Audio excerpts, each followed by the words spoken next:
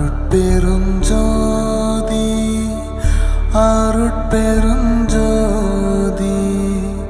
தனிப்பெரும் கருணை அருட்பெருஞ்சோதி.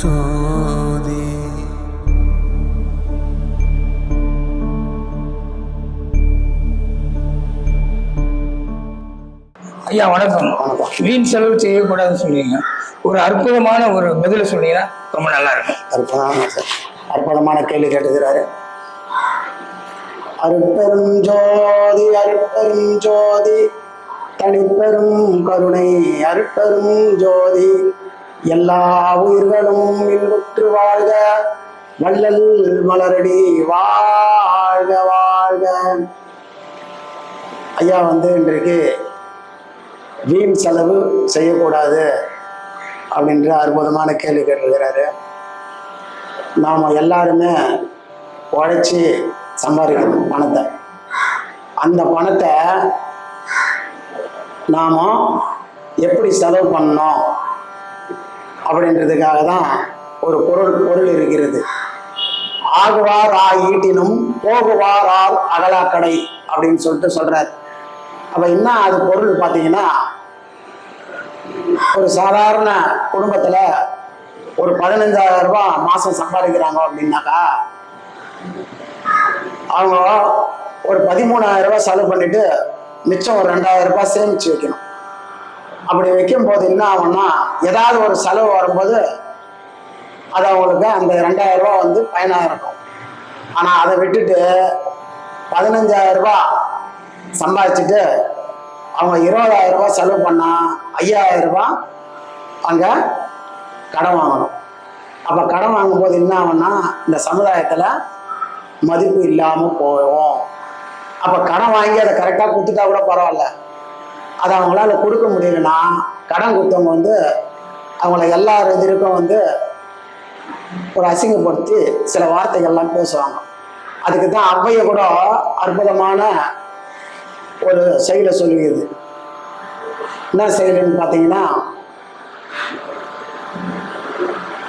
ஆன முதலில் அதிகம் செலவானால் மானம் அழிந்து மதிகட்டு போன திசை எல்லோருக்கும் கள்ளனாய் 7 பிறப்பில் தீயனாய் நல்லோருக்கும் பொல்லனாய் நாடு அப்படின்னு சொல்லிட்டு, அந்த வரவுக்கு ஏற்ற செலவு பண்ணக்கூடாது, கடன் வாங்கினா அவனுடைய நிலைமை என்ன ஆகும்னு ஔவை அற்புதமாக சொல்லுது பாருங்க. ஆன முதலில் அதிகம் செலவானால், ஆன முதலில் என்னது, வரவுக்கேற்ற அதிகம் செலவானால் மானம் அழிந்து. அப்போ எல்லாரும் எதிர்க்க அவங்க கேள்வி கேட்கும்போது நம்ம மானம் எல்லாம் போயிடுது இல்லைங்களா. மனம் மதிக்கெட்டு போன திசை, மதி கெட்டு போச்சுன்னா அவங்க எங்கே வேணாலும் போயிடுவாங்க. மதிக்கெட்டு போன திசை எல்லோருக்கும் கள்ளனாய். அப்போ எல்லோருக்கும் கள்ளனாய்னா அப்போ திருடனை இந்த சமுதாயம் மதிக்காது. அப்போ அவங்க என்ன பண்ணுவாங்க, கடன் வாங்கிட்டு திருடனை பார்க்குற மாதிரி பார்ப்பாங்க. அதுக்கு தான் சொல்லுது எல்லோருக்கும் கள்ளனாய் 7 பிறப்பில் தீய நாய் அப்படின்னு சொல்லுது. ஏன் 7 பிறகுலாம் கடன் வாங்கி அவன் கொடுத்துட்டா பரவாயில்ல, அவன் இறந்துட்டான்னா அவனோட குழந்தைங்களுக்கு கூட அது பாதிக்குமா. இன்னொரு மகன் இவன் கடன் வாங்கி இந்த மாதிரி மோசம் பண்ணி இறந்துட்டான், அதனால அதை கொடுக்கணும்னு சொல்லிட்டு அந்த 7 பிறப்புக்கு அவன் தீயனா ஆகிடுவான். இது நாடுனா அந்த உலகத்துல வாழ்ந்த இடத்துக்கு அப்படி சொல்லுது. அதான் ஆன முதலில் அதிகம் செலவானால் மானம் அழிந்து மதிகெட்டு போன திசை எல்லோருக்கும் கள்ளனாய் 7 பிறப்பில் தீயனாய் நல்லோர்களுக்கு பொல்லனாய் நாடுன்னு சொல்லிட்டு ஔவை அற்புதமா சொல்லுது.